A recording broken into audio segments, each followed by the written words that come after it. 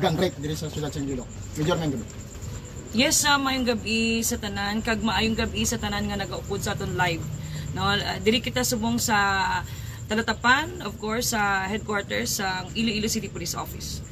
Ma'am, pwede mo kami matagaan sang detalye sa sining natabo nga gang rape diri sa city. Well, as of this time, hindi kita na makahatag confirmation. Kung ang aton nga ni nga ginabuligan subong, nagpalapit sa aton na Lapas PNP, makabig nato na kaso na sang gang rape. Ang ma-confirm ta is may ara nagpangayubulig. And as of this time, priority tanay no ang iyang safety kaga of course gusto ta masiguro nga yara siya sa hilway nga no sa katalagman. Gin-refer anay siya sang aton nga women's desk investigator for medical examination and psychological examination.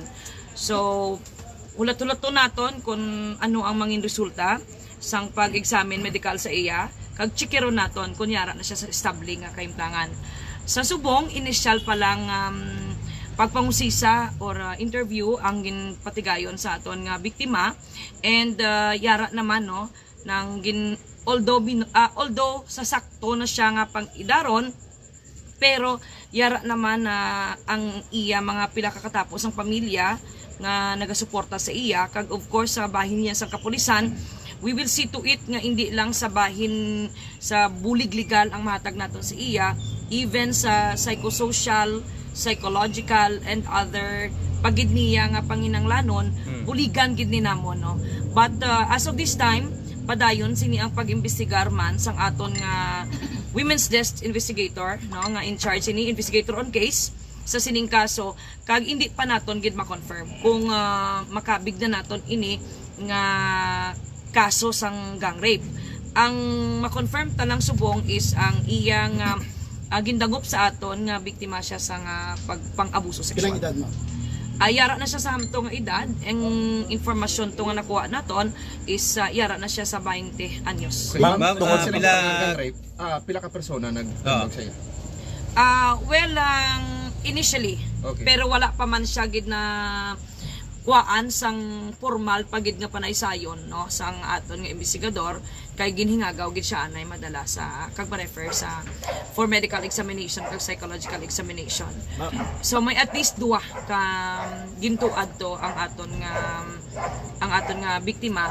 So we will confirm, we will check sa mga follow-up investigation kung indeed ang ining duwa ka persona is involved gid man sa pagpang-abuso sexual Paano sa na iya. po ang pag-rape? Ma'am, kung saan ni natabo gid ang pag-gang rape sa biktima? Well, initially November 1, no? Kung piyesta minatay gid. No? Ano Tuon gid. Mamining duwa ka mga ginaaligar nga nag-rape sa iya. Estudyante man na sila, ma'am.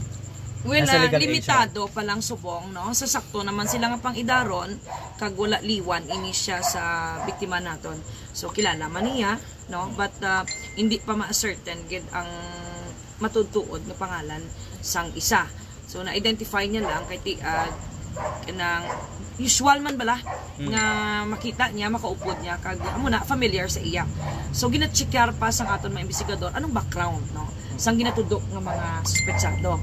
And paano nga ginaligar gintudo ag anong kay ano ang mga circumstansya anti sang kapag mentionar sang aton nga biktima nga na ano gid man siya ginabusuhan gid man siya sexual. Paano ma'am? Paano kuno nga allegedly gin-rape siya sang duwa ka mga lalaki? Well, hindi top man siguro mapatpat gid no sa subong kung paano gid intuto ang pagpang-abuso sexual sa iya kay sa nasiling naton ginhingagaw gid siya na refer for medical and psychological examination. Ang ano lang dito is according sa iya posible nang may ginpainom sa iya kay tinadulaan gid siya sa mga anime. Ano sa mamang pagtabo sa paglugo sa iya ilininom sila na. Well, gina-checkyar pa na naton. Oo. Gina-checkyar pa na naton, gina-imbestigaran na naton ang ina nga mga anggulo kay susubong very raw pa no. Limitado pa lang ang impormasyon nga nakuha naton. Ma'am, with the initial information na natabo ini sa boarding house, so basically ining babayi iya ni boarding house. May information kita nga sa isa ka hulot. Pero gina-checkar naton kung ang hulot nga ina is boarding house bala or base kung iya na sa bahin sang ginatudo nga suspetsado or base sa iya kilala. Gina-double check pa naton but hindi ginadaya ang klaro lang is hindi nadaya ang lugar or panimalay sa ato nga biktima. Pero estudyante ni siya, ang biktima. Yes, so estudyante. So if ever ng boarding house ni siya, ma'am, basically ang babayi outside the city of Iloilo yung residence. Ang initial naton nga information is gapuli siya sa malapit nga probinsya diri sa siyudad sang Iloilo. So diri lang siya tungod nga nag-eskwela siya no, first year college student siya sa isa ka brutuan diri sa siyudad sang Iloilo. Ang ginatudlo ang medical legal, ma'am. Wala pa no, gin-refer pa lang to siya.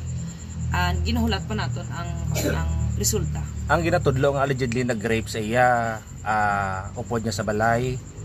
Kilala niya. Kilala Ang niya lang. ma-confirm lang naton as of this time, familiar sa iya. Sa edad, mga pila pang edad Legal no, na naman amam. nga pang-idaron. Oh. Estudyante man hindi pareho siya. Hindi pa naton ma-confirm, pero kilala niya. Kung ma-testify yan ma'am ang mga suspetsado niya. Yes, kamagin. Ma-testify yan ang mga suspetsado niya. Anong ginanamin naton nga Matudlo Kilala. Ma-identify yung mga yes, oo. Gani nga na nakahatag siya sang pangalan. Although ang iban to is certain or alias ang isa to, pero ang isa may complete gid nga pangalan. So gina-checkar pa naton kag gina double check ta paano ka-conduct pa sang follow-up investigation man ang aton nga investigador samtang gahulat kita sang resulta sang medical. So duwa lagi ang konfirmado nga ma-identify niya or may other pa nga nag-obra ni sa iya. Initially duwa ang ginatudo niya. Last So check yun ron ta pa na, no, basi ang ginatanaw ta sinidiri is lang taon ta kung anti sina sa sinuupagid ang mga kaupdanan. 2 questions hapon, ma'am. Kag ang isa pag ginatanaw nato sinidiri is basi posible may mga upod sila bala nga makabulig ni sa aton biktima, especially makahatag sang ila panay sayon bilang witness. Oo. So dako gid nga bulig iniya sa aton nga biktima kun basi man lang nga may mga upod pa sila or malapit dira nga nakahibalo gid bala kun ano ang nagkalatam. Ano ka ba to nga pagbugtaw yung sangad na why na sa panapton amo na ginabasihan yung kinimustan sa media surveillance. Hindi pa kita subong ka-confirm sina no kay may mga initial pa lang to kay way pagid siya nakapatpat sang tuman ka detalye gid no sa mga natabo sa iya. Ang iya lang yang ang gin-mentionar sa aton lapas PNP nga dako ang pagpati niya nga posibleng may ginpainom sa iya. Last question, anong status sa ginatudlo ng suspect ara sa boarding house kung wala na? At subong ti at large kag amo na ang residido man ang ato na biktima na magpasaka sang kaso sa sining ginatudo niya nga mga nagpagpang-abuso sexual sa iya kag amo ni subong ang priority sa pamunuan sang ICPO nga ma-extend naton ang tanan nga bulig sa aton nga biktima, especially ang priority ito paghatag justisya. Kung mapamatud-an nga ang ining ginatudo niyang masuspetsado, among gid man ni ang matutuod nga responsable sa pag-ubra sang inimayo sa iya. By the way, ma'am, kumpirmado, ma'am, nga ara sila sa influensya sang makaulubong ni Limnon. Well, kung confirmation ang pag-ambala naton, as of now siguro hindi kita makakonfirm pa kay padayon pa ang pag-imbestiga. Di ma'am kung mapatuod, di ma'am ang ginaligar, di ma'am ang gin-rape ni ang biktima ni ano posible mapasaka ang kaso sa suspetsado? Rape kag depende ina kung pila ka counts na. So nakadepende gid na sige hapon sa mangin panaysayon pa sang aton nga biktima. Sa natabo nga ni sang sa natabo to, ma'am? Ang information nga ginpalabot sa aton November 1, pesa minute. November ano na subongan niya? 4. Anong mga faktor nga away siya dayon nag-report sa ato sininga police? Ano? May posibilidad nakamuno siya, nakaistorya siya nga. Well, hindi why ta pa mismo na istorya gid ang investigator on case.